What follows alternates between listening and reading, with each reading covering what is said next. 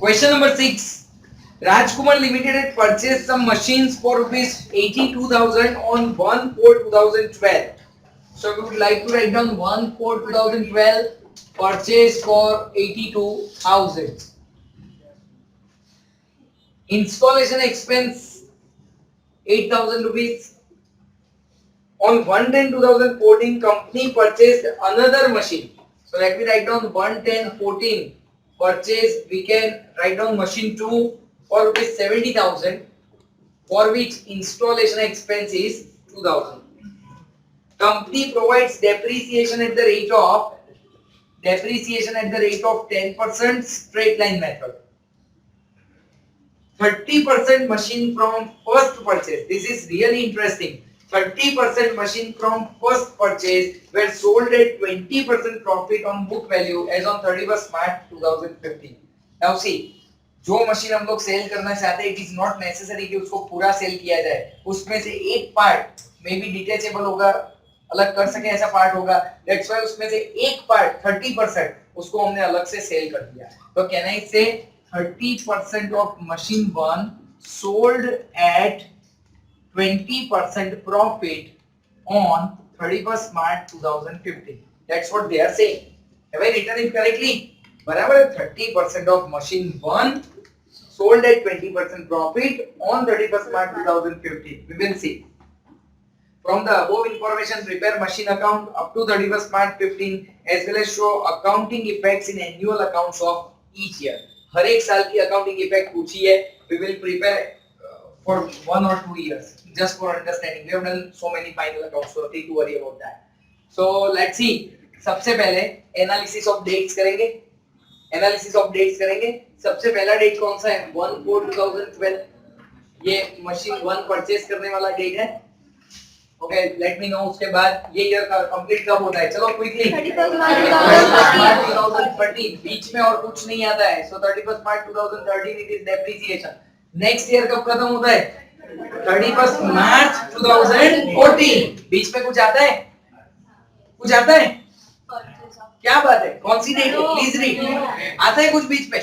It is 1 अक्टूबर. आपको इतना तो पता होना चाहिए, मार्च अक्टूबर से पहले आता है. सो बीच में नहीं आता है कुछ भी. That's why we will take 31 March 2014 as depreciation once again. उसके बाद वाला ईयर जो है वो एंड होता है 31 मार्च 2015.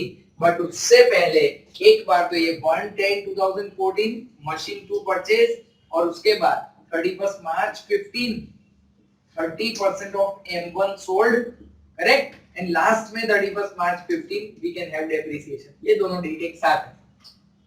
All right, we will manage. दोनों एक साथ है. देख लेंगे क्या पहले करना है क्या बाद में करना है. Straight line method is given. One thing is to be done specifically. याद है ना आप लोगों को? Okay, but before that I would like to explain you कि इसको कैसे स्पेसिफिकली हैंडल किया जाए कि सर मशीन 1 का सिर्फ 30% पोर्शन हम लोग सेल कर रहे हैं. मशीन 1 का सिर्फ 30% पोर्शन सेल कर रहे हैं. Try to imagine. As usual हमने यहाँ पे मशीन 1 बनाया, फिर यहाँ पे मशीन 2 बनाया. अब जब सेल करने की डेट आएगी तब मशीन 1 पूरा नीचे नहीं ले जाना. कितना ले जाना है? सिर्फ 30%. In such kind of cases I strongly recommend कि डे 1 से मशीन 1 का 30% अलग रखा जाए, 70% अलग रखा जाए, एंड मशीन 2 तो ऑफ कोर्स सेपरेट है. तो try to see how I am making working. See this is machine 1, 30% part अलग, 70% पार्ट अलग, एंड उसके बाद मशीन 2 उसमें कोई पार्टीशन नहीं क्योंकि वो तो साथ में ही है पूरा जितने भी साल है तब तक.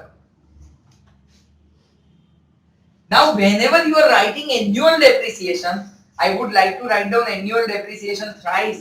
मशीन 1 30% कितना, मशीन 1 70% कितना और मशीन 2 का. समझ में आ रहा है? मुझे बताओ पहले मशीन 1 का टोटल वैल्यू कितना है? 90,000. तो अब देखो मशीन 1 30% कितना, मशीन 2 70% कितना, एंड उसके मशीन 170% कितना और फिर मशीन 2 पूरा कितना? मुझे बताओ टोटल मशीन ऑफ 90,000 और उसका 30%. So can I say this will come to 27,000? Friends, 90,000 multiplied by 70% कितना आएगा? 63,000. And machine 2 कितना है? 72,000 rupees है flat. Now let's count its annual depreciation.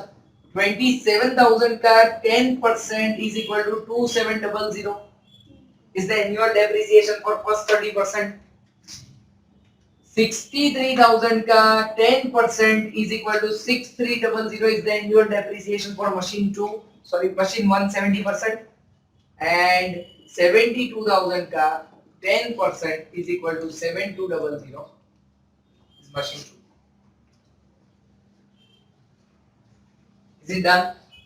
सब काम जो बेस में करना था वो खत्म कर दिया. अब डेट को ध्यान में रखते हुए we will go ahead. सबसे पहला है 1/4/2012 परचेज ऑफ मशीन. मुझे बताओ 30% यानी shall I write down 27,000 over here and 70% यानी 63,000 over here? ये तो आया ही नहीं. जल्दी से बताओ नेक्स्ट डेट कौन सी आ रही है? 31st March 2013. It's for depreciation. पूरा साल हो रहा है. पूरा साल मतलब क्या हुआ? Yearly depreciation. चलो ले लो 2700 and 6300. Every year it will remain same. All right. 1/4/2013 opening balance. Friends, next one is once again at the end of the year it is depreciation only. 31st March 14 depreciation. मुझे बताओ yearly इसका कितना होगा? 2700 and इसका भी कितना होगा? 6300. अभी तक ये मशीन आया नहीं है तो उसका कोई डेप्रिसिएशन कुछ भी नहीं हो सकता, तो उसको ऐसे ही कंटिन्यू करना. 21600 1414 ओपनिंग बैलेंस. अब फ्रेंड्स लाइन में क्या आ रहा है? 11014 it's machine purchased. Let me write down it is 72,000. Are you all with me? All right. Now 31st March 15. Now friends, remember there is a type, there is a depreciation also, there is a machine sale also on the same date. क्या लगता है पहले क्या करना चाहिए? क्या करना चाहिए? डेप्री ही करना पड़ेगा. The reason is आपको पता है हम कभी भी सेल करें तो up to the date of sale हम लोग पहले तो डेप्री काउंट करते हैं और उसके बाद ही सेल करते हैं. मैं आपको स्पेसिफिकली डिफरेंस समझा दूं. अगर साल के बीच में सेल करते हो तो नीचे जाके हम लोग क्या करते हैं? टिल डेट हम लोग डेप्रिसिएशन काउंट करके फिर सेल का प्रोसेस स्टार्ट करते हैं. ये तो ईयर के एंड में ही सेल हो रहा है तो let me make calculation of depreciation for all और उसके बाद जिसको सेल करना है उसको हम लोग अलग कर लेंगे. Is it fine with everyone? Okay, please verify what I am doing. 31st March 15 I take depreciation. पूरा साल है, कैन आई से 2700? पूरा साल है, can I say 6300? But yes you have to answer me. यहाँ पे क्या करेंगे? कितना है? 7200. कितना आएगा? 3600. फ्रेंड्स प्लीज चेक ये डेट कौन सा है? 110. आपका ईयर एंडिंग हो रहा है 31st मार्च. कैन आई से it is for 6 months only. पूरे साल का annual depreciation is 7200. But if it is 6 months it should be 3600. Tell me. 18900. Sorry, it's 44100. 68400. क्या ना इसे इसको सेल करना है तो नीचे ले जाएंगे. मुझे बताओ इसकी बुक वैल्यू कितनी है? 18900. कितना प्रॉफिट करना है आप लोगों को? 20% profit. Can you tell me what's the amount of profit? 3780. 22680 is selling price. Let's write down the journal entry. Can we write down it is bank account debited 22680 to machine account is 18900 and to P&L account. Okay, whenever I am making ledger posting you have to be careful क्योंकि profit वाला ledger posting थोड़ा अच्छा था, एक बार हम लोग देख चुके हैं. ठीक है, now please check how to make machinery account. Let's make it. You know very well this is debit side and this is credit side. Let's start. मैंने आपको पहले भी बताया था, लाइन बाय लाइन करेंगे हम लोग। सबसे पहला 1/4/2012 परचेज है, बड़ा वाला एक्सपेंस बैंक से जाएगा, और जो इंस्टॉलेशन वगैरह है that will be through cash. Definitely in दोनों की एंट्री अलग करने की जरूरत नहीं है, एंट्री तो एक साथ ही होगी। वैसे भी आपको पता होगा हम डेप्रिसिएशन सारा ऐड करके ही यहाँ पे एंट्री तो एक साथ ही हो जाती है। Just for the sake of comfort in calculation we make the parts, क्योंकि ये पार्ट सीधा ही हम लोग क्या करेंगे, अलग ले लेंगे, सेल कर लेंगे। ठीक है, let's see 31st March 2013 it's by depreciation. Addition कर दो इन दोनों का, is it 9000 rupees. Let's close it.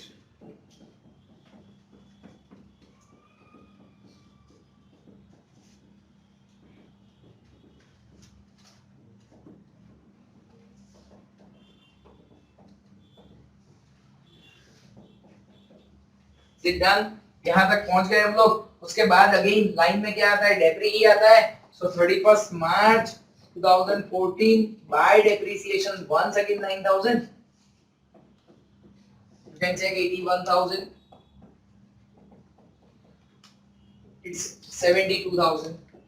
यहाँ पे भी क्या आएगा, by closing balance 31/3/2014। Let's have 1/4/14 to opening balance, it is 72,000। Please check। Line में अगर हम लोग देखेंगे तो 1/10/14 को आपने कुछ नया परचेज किया है? Friends please verify. बड़ा अमाउंट बैंक से, installation expense etcetera with cash 1/10/14। 31st March 15 पहले तो डेप्रिसिएशन की इफेक्ट दे दे एक बार। बाय डेप्री, please make the addition everyone। 2700 plus 6300 that is 9000 plus 3600, 12,600, this 12,600 डेप्री हो गया। अब सेल की एंट्री का पोस्टिंग करना है। पूरा ध्यान यहाँ पे मशीन अकाउंट में क्रेडिट साइड पे ऑपोजिट साइड का पूरा पर्टिकुलर लिखेंगे विथ अमाउंट। याद आ रहा है आप लोगों को? ओके, सो यहाँ पे 31st March 15 को by bank it is 22,680, and opposite side पे 31st March 15 को to P&L can I write down 3780? How things are over?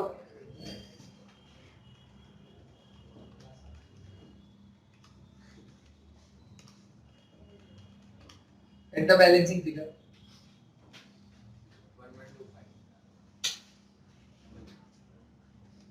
Okay, just for your cross referencing, remember इतना ही आंसर आएगा आपका।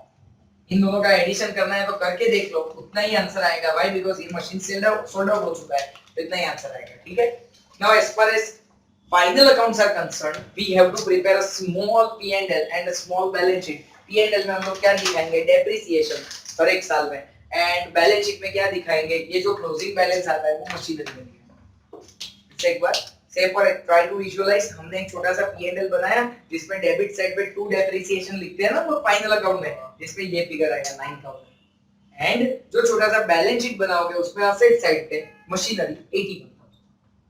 सेकंड ईयर में क्या होगा, depreciation आएगा 9, मशीन कितना आएगा 72। Third year is really interesting. Debit side पे P&L में डेबिट साइड पे डेप्रिसिएशन आएगा 12600, हायर। वही P&L में क्रेडिट साइड पे profit on sale of machine आएगा 3780। प्रॉफिट या लॉस भी अल्टीमेटली कहां जाता है, अंदर P&L भी जाएगा ना, प्रॉफिट और loss on sale of machinery. And finally balance sheet में मशीन आएगा 1125। Let's make it for third year. Third year में जो ये P&L अकाउंट हम लोग बनाएंगे, इसमें डेबिट साइड पे क्या आएगा, डेप्री। मुझे बताओ थर्ड ईयर का डेप्री कितना है, 12,600, एंड क्रेडिट साइड पे क्या आएगा, by profit on sale of machine, वो कितना है 3780। एम आई करेक्ट? प्रॉफिट कितना है 3780।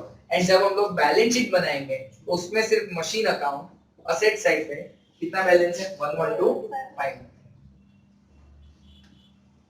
Is it done? Okay, please write it down।